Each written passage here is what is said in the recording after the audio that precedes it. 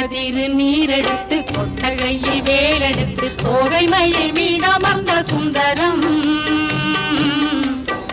அந்த கட்டழகு கொண்டதொரு கந்தவடி வேலவனை காட்டுவது ஆரெடுத்து மந்திரம் அந்த கட்டழகு கொண்டதொரு கந்தவடி வேலவனை காட்டுவது ஆரெடுத்து மந்திரம்